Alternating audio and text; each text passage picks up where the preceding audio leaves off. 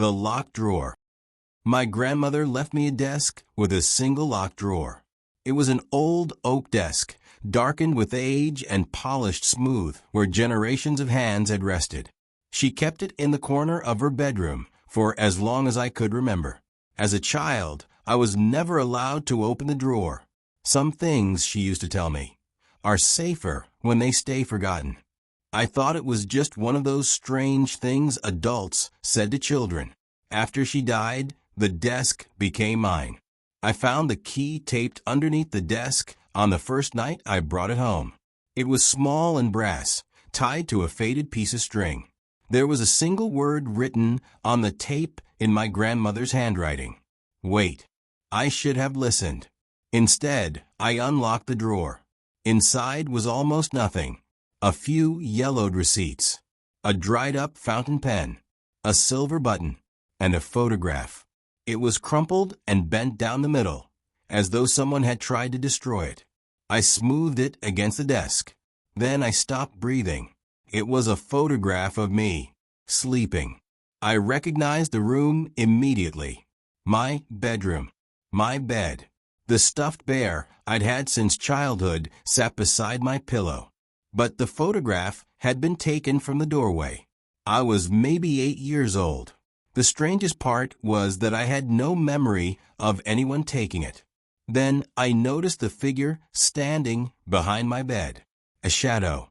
Not a person. Not exactly. It was tall and impossibly thin, with its head tilted toward me. There were no visible features, just darkness. I turned the photograph over. Written on the back were 4 words. It gets closer. That night, I couldn't sleep. I kept thinking about the photograph. Eventually, exhaustion won. When I woke the next morning, the photograph was lying on my nightstand. I had left it inside the locked drawer.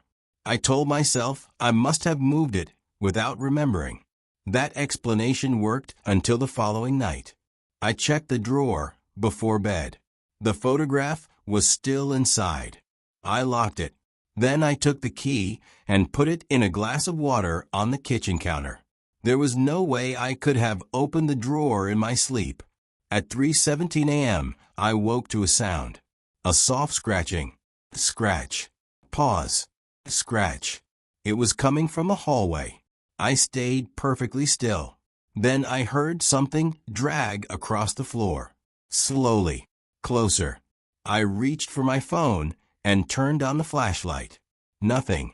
The hallway was empty. But when I looked toward the desk in the corner of my bedroom, the drawer was open. The photograph was sitting on top. I didn't touch it. I couldn't. In the picture, the shadow was different. It had moved.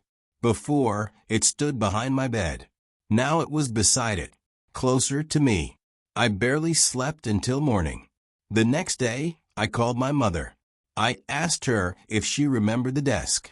There was a long silence. Then she said, "Your grandmother told me never to let you open that drawer." Why? Another silence.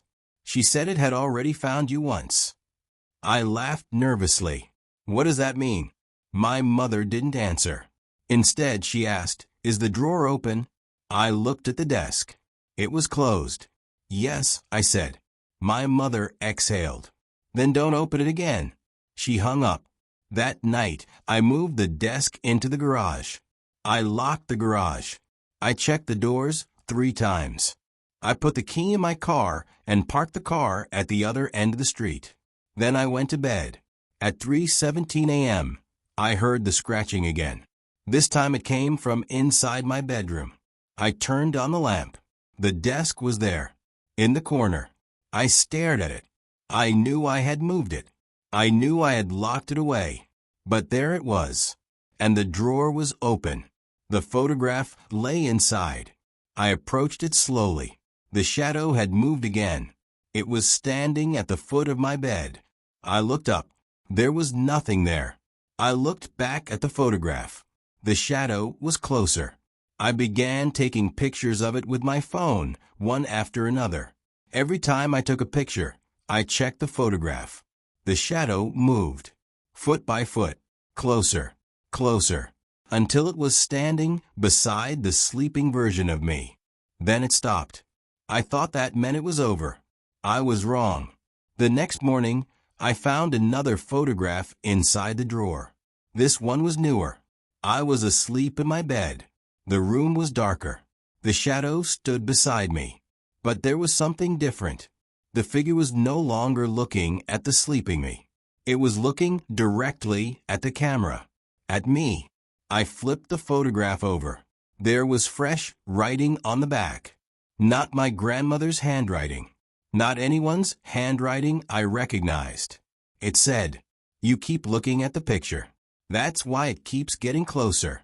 I dropped it. My phone buzzed. A notification. A new photo had appeared in my gallery. I hadn't taken it. I opened it. It was a picture of me standing beside the desk, taken from behind. I could see the back of my own head. And behind me, the shadow. Its face was inches from my ear. I spun around. Nothing. Then I heard a whisper. Right beside me. Finally, the desk drawer slammed shut. And from inside came 3 slow knocks. Knock. Knock. Knock. I ran. I didn't stop until I was outside. I never went back into that room. At least, not until the police called me 3 days later. They said they'd found my grandmother's desk sitting in the middle of the bedroom. They asked me how it had gotten there. I told them I didn't know. One officer handed me a plastic evidence bag. Inside was the photograph. The first one. The picture of me sleeping as a child. But now there was no shadow behind me. Instead, there was a dark figure standing in the doorway. And in the doorway, behind it, stood another figure. And another. Dozens of them. All watching. All waiting. On the back of the photograph, new words had appeared. Grandmother wasn't keeping them out. She was keeping them in. I stared at the message for a long time.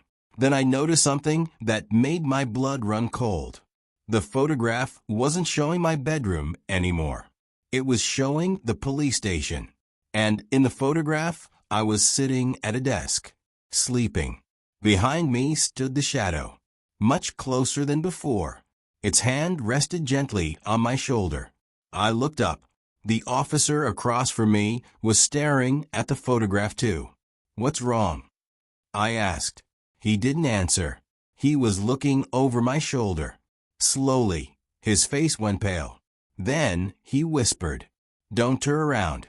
From somewhere behind me came a soft scratching sound. Scratch. Pause. Scratch. And then the whisper came again, much closer this time. "Your grandmother said you'd open it eventually."